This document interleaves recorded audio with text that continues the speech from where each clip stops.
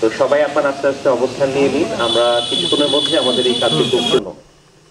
আমার প্রিয় সাংবাদিক ভাইরা এবং যারা আমন্ত্রিত অতিথিরা এখানে এসেছেন, সবাইকে শুভকামনা এবং আসসালামু আলাইকুম। সবাই কেমন আছেন আপনারা?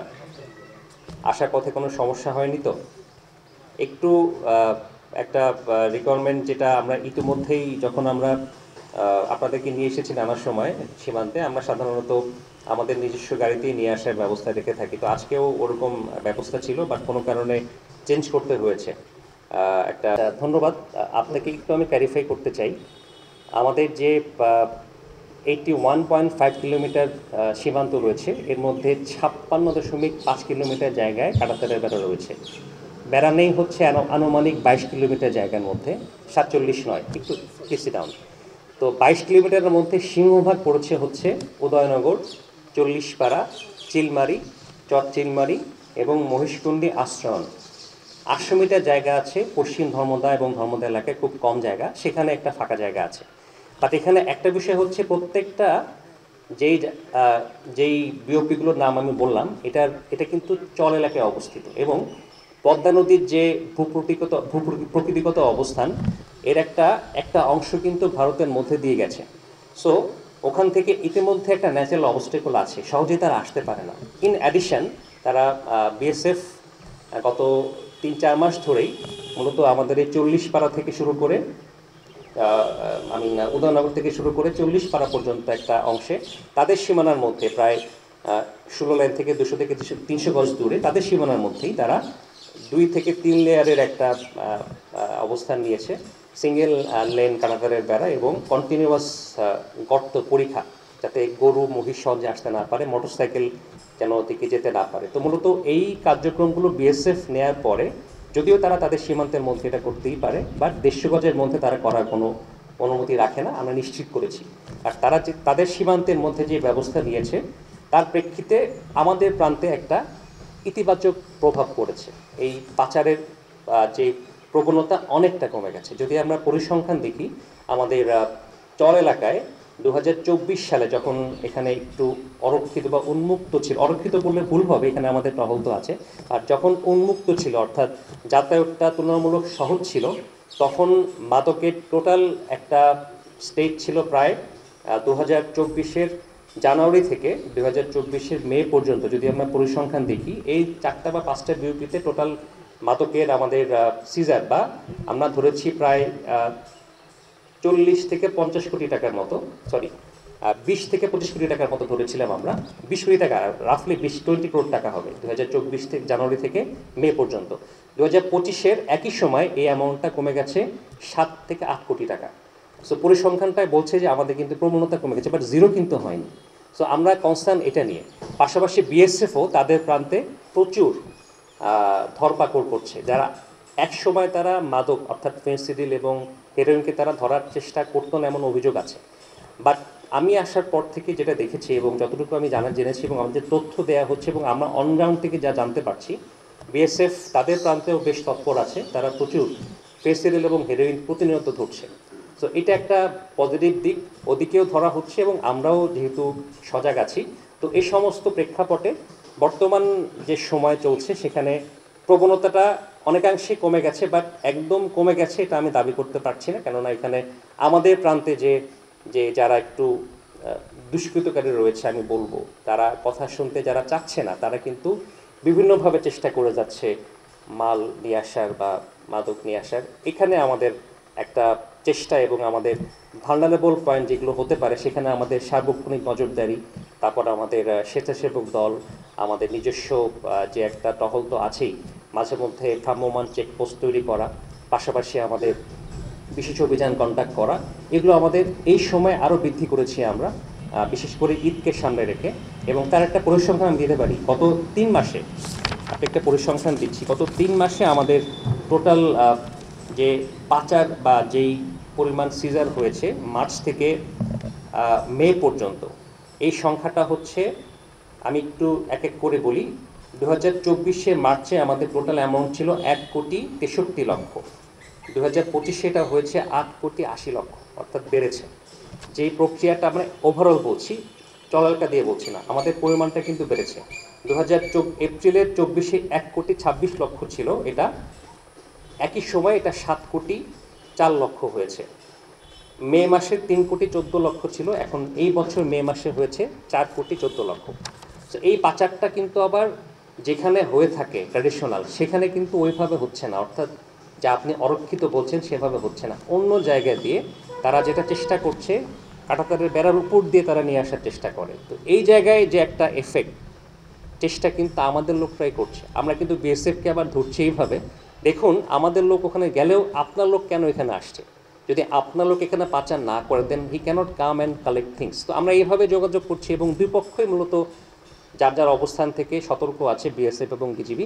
সব দিক মিলে আমরা আমাদের যে ওভারঅল সিকিউরিটি মেজারটা নিয়েছি, আমরা আমাদের এই মেজার আরও সামনে বৃদ্ধি পাবে এবং বর্তমান প্রেক্ষাপটে আমাদের সর্বাত্মক চেষ্টা আছে এবং আমরা সার্বক্ষণিকভাবে নিয়োজিত আছি গ্রাউন্ডে, যাতে আমাদের এই পাচারের কার্যক্রম কোনোভাবেই বাড়তে না পারে, বরং আরও কমে যায়। বিশেষ করে চামড়া পাচার নিয়ে আমরা যে পদক্ষেপটা নিয়েছি গত বছর, আচ্ছা আমি একটু শেষ করি। চামড়া পাচার নিয়ে যে পদক্ষেপটা আমরা নিয়েছি, আমাদের কাছে একটা তালিকা আছে।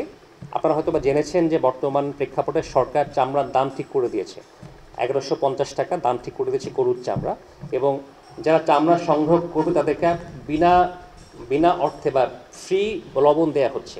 প্রত্যেক চামড়ার জন্য 8 কেজি পরিমাণ লবণ লাগে, সেভাবে সরকারিভাবে লবণটাকে ফ্রি দেওয়া হচ্ছে। এবং যাদেরকে দেওয়া হচ্ছে তাদের নাম এবং পরিচয়কেও আমরা সংরক্ষণ করছি।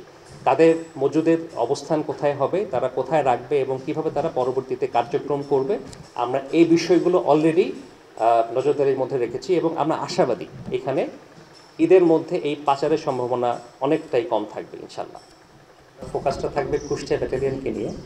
তো আমি যদি আপনার প্রশ্নকে একটু ট্রান্সলেট করি রিগার্ডিং কুষ্টিয়া ব্যাটালিয়নের এওয়ারের মধ্যে আমাদের প্রতিপক্ষের সাথে যোগাযোগটা কেমন, আমি সে বিষয়ে পরিষ্কার করে বলতে পারবো। আমি সে বিষয়ে বললে বোধ ঠিক হবে, তাই না? তো আমার ব্যাটালিয়নের এগেস্টে 3টা বিএসএফ ব্যাটালিয়ন আছে, 56 বিএসএফ, 146 বিএসএফ এবং 11 বিএসএফ, মানে 11 বিএসএফ। এই 3টা বিএসএফ কমান্ডারের সাথে আমি এককভাবেই বিভিন্ন সময় যোগাযোগ করি এবং আমার প্রায় মিটিং এবং যোগাযোগ হচ্ছে, কথা হচ্ছে, স্পট মিটিং হয়েছে বেশ কয়েকবার। এবং একটা পরিসংখ্যান দিচ্ছি, গত মে মাসে আমার সাথে দুটো বিএসএফ ব্যাটালিয়নের সাথে প্রায় 26 ধরনের যোগাযোগ হয়েছে। That includes mobile telephone call, spot meeting এবং এসএমএস আদান প্রদান, 26 প্রকারের যোগাযোগ হয়েছে। সো এটা একটু বলার জন্য যে আমাদের যে চেষ্টা, আমাদের পক্ষ থেকে নিরন্তর বিএসএফকে একটা জানানো এবং তাদের কাছ থেকে একটা প্রতিশ্রুতি আদায় করা যে তারা যেন কোনোভাবেই আমাদের সীমান্তে কোনো লিথাল উইপন ব্যবহার না করে, তারা যেন কোনোভাবেই পুশিনের কোনো পদক্ষেপ না নেয়, তারা যেন কোনোভাবেই মাদক পাচারের সাথে তাদের যেন একটা যে চলমান ড্রাইভ যেন আরও বৃদ্ধি করা হয়। সো এই প্রেক্ষাপটে আমি যেই ফিডব্যাকটা পেয়েছি খুবই পজিটিভ বলবো আমি। এবং তারা অনগ্রাউন্ডে শুধু কথায় না, তারা কাজেও প্রমাণ করছে তারা অনগ্রাউন্ডে বেশ খানিকটা তৎপর আছে। সর্বশেষ পুশিনের যে বিষয়টা আমি একটু ব্যতিক্রম বলবো, এটা আসলে আমাদের যে ওভারঅল কার্যক্রম এবং যেভাবে যোগাযোগ হচ্ছে এটা এইভাবে আসার কথা না। তারপরেও যেহেতু হয়ে গেছে, আমরা কঠোর ভাষায় এটাকে অ্যাড্রেস করেছি এবং আমার প্রতিপক্ষ বিএসএফ কমান্ড্যান্ট আমাকে অনেকভাবে আশ্বস্ত করেছেন এবং তার কার্যক্রম দিয়ে বুঝিয়েছেন যে তারা এটার সাথে আসলে সম্পৃক্ত থাকতে চান না এবং তারা ভবিষ্যতে ইতিবাচকভাবে কাজ করবেন। সো সেই প্রেক্ষাপট থেকে আমাদের সাথে যেই যোগাযোগটা হচ্ছে প্রতিপক্ষ বিএসএফের, সেটা এখন পর্যন্ত ফলপ্রসূ এবং আমাদের রেসপেক্টেড ডিজি মহোদয়, আমাদের সম্মানিত রিজিয়ন কমান্ডার মহোদয় এবং সেক্টর কমান্ডার মহোদয় যেভাবে আমাদের গাইডলাইন দিয়েছেন, আমরা ঠিক সেই পথে আগাচ্ছি এবং এখন পর্যন্ত ফলাফল ইতিবাচক পাচ্ছি এবং আমরা ভালোভাবেই আলহামদুলিল্লাহ কাজ করতে পারছি। আর রিগার্ডিং যেই জমির কথা বলছেন, এটা আমাদের বলা উচিত ছিল আসলে। অন্য কোনো জায়গায় আমাদের এই সমস্যা নেই, আমাদের একটা জায়গায় ছিল, মূলত ওটা আইনগতভাবে অলরেডি আমাদের সাথে এটা অ্যাড্রেসড হয়ে গেছে। এটা মূলত 100 একর জায়গা হবে, আমাদের প্রায় 100 একর জায়গা এবং ভারতীয় কর্তৃপক্ষ যেটা মাপের পরে, অর্থাৎ যৌথ জরিপের পরে তারা পেয়েছে হচ্ছে আনুমানিক 15 থেকে 20 একর জায়গা হবে। এটা ইতিমধ্যেই আমাদের নিয়ন্ত্রণে আসছে এবং আপনি জেনে খুশি হবেন, সর্বশেষ গত 31শে মে যে স্পট প্রিন্টটা আমি করেছি, সেটা 40 পার ওই পয়েন্টে করেছি যেখানে আমাদের জায়গাটা আছে, এবং সেখানে আমি নিশ্চিতভাবেই আমাদের সাথে যে কনভারসেশন হয়েছে আমি নিশ্চিত করতে পেরেছি, এবং ইনশাল্লাহ সামনেও এভাবেই থাকবে। এই জায়গায় আমাদের লোকজন যাতায়াত করবে, চাষাবাদ করবে এবং আমাদের টহল থাকবে। তো আমরা ইতিমধ্যে সেটা নিশ্চিত করেছি, এবং বিএসএফ এই বিষয়ে তাদের ইতিবাচক মনোভাব দেখিয়েছে, এবং এখানে আর আমাদের কোনো সমস্যা নেই ইনশাল্লাহ। এখন সরকারিভাবে যখন এটাকে খাস জমির আওতায় যেই জরিপ করা হয় সেটা ইনশাল্লাহ সামনে খুব দ্রুত হবে, বাট এটা আমাদের নিয়ন্ত্রণে আছে, এবং আমাদের সাধারণ জনগণ তাদের জন্য এখানে যাতায়াতে এবং চাষাবাদে কোনো রেস্ট্রিকশন এই মুহূর্তে নেই এই প্রস্তুতি করার জন্য। প্রথম কথা হচ্ছে, যদি আপনি সীমান্তে যেয়ে থাকেন, আপনি যেই সীমান্ত দিয়ে মূলত আমরা কিন্তু তথ্যটা তাদের কাছ থেকে পেয়েছি যারা এখানে এসেছে, তাদের মুখ থেকেই শোনা। আমি ব্যক্তিগতভাবে যখন তার কাছ থেকে এই তথ্যটা পাই, আমি কিন্তু অনগ্রাউন্ডে গিয়েছি, এবং যেখান দিয়ে তারা ঢুকেছে, যদি আপনি সীমান্তে একবার গিয়ে থাকেন, ওই আশ্রয়ণ সীমান্তের নদীর অপর প্রান্তে, নদীর মাঝখানে নদী আছে, নদীর অপর প্রান্তে কিন্তু আমাদের জায়গা আছে। ওখানে আমাদের টহল কিন্তু নদী পার হয়ে নিয়মিত যায়। তো ওইখানে টহল কিন্তু যখনই যায়, আপনার পক্ষে বা আমাদের পক্ষে কিন্তু সবসময় সম্ভব না হাতে হাত ধরে পুরো সীমান্তকে গার্ড করে রাখা। এটা কিন্তু আসলে লিটারালি সম্ভব না। আমাদের টহল নিয়মিত যাচ্ছে, এবং টহল যাওয়ার কারণেই কিন্তু তথ্যটা আমাদের কাছে এসছে। ভাগজোর ঘাট দিয়ে যখন তারা এসেছে, তারা কিন্তু ওই নদী পার হয়ে সাঁতরিয়ে ঢুকেছে, এবং তারা মোটামুটি জীবনের ঝুঁকি নিয়ে ঢুকেছে। তারা যেই কলাগাছের বাগান দিয়ে ঢুকেছে সেটা কিন্তু একদম সীমান্তের নদীর পাড়ে একটা এক ধরনের বলতে হবে। তো অনেক রাত্রে যখন তার ওদিক দিয়ে ঢুকেছে, তাদের বিষয়ে কিন্তু তথ্য আমাদের কাছে এসছে, যখন তারা একজন মোটরসাইকেল আরোহীকে ডেকে তাদের সহায়তা নিয়েছে। যখন তথ্য আমরা পাই তখনই কিন্তু আমরা তাকে গ্রেফতার করতে পারি। তো এখানে বিষয়টা হচ্ছে, এরা কিন্তু বাংলাদেশি, আপনাকে আগে বুঝতে হবে, এরা কিন্তু ভারতীয় নয়, এবং এরা কিন্তু আমাদের দেশের মানুষ। তারা এক সময় জীবিকার তাগিদে আজকের থেকে 5 বছর আগে কুড়িগ্রাম সীমান্ত দিয়ে ঢুকেছে, এবং তারা যখন এসেছে, তাদের বক্তব্য মোতাবেক তারা স্বেচ্ছায় ধরা দিয়েছিল, এবং তাদেরকে এখানে নিয়ে আসা হয়েছে তাদের বক্তব্য মোতাবেক।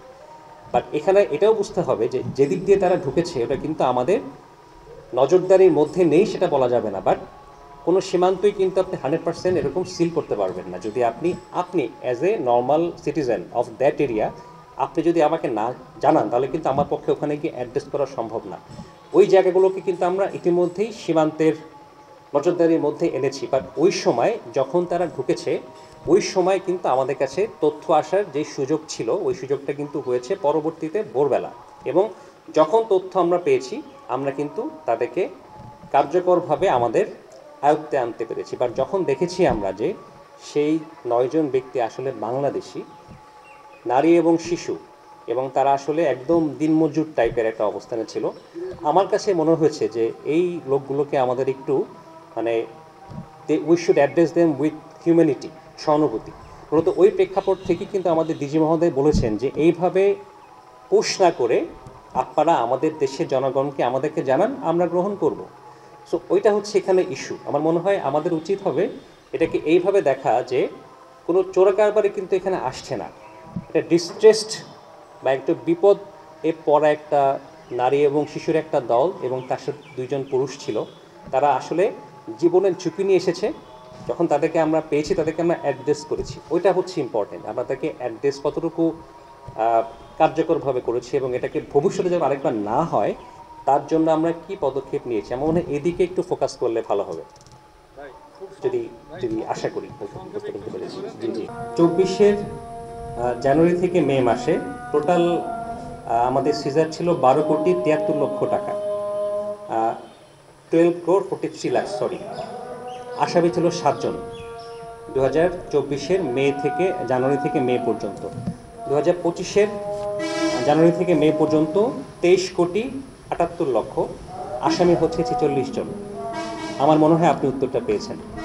আমাদের এই প্রবণতা যদি কম থেকেও থাকে, আসামি ধরার প্রবণতা এটা অনেকাংশে বৃদ্ধি হয়েছে, এবং আমি ব্যক্তিগতভাবে আসামিকে পার্সু করার পক্ষে বেশি কাজ করতে চাচ্ছি, এবং আমার লোকজন সেভাবেই আসামিসহ মাদক ধরার ক্ষেত্রে বেশি তৎপর।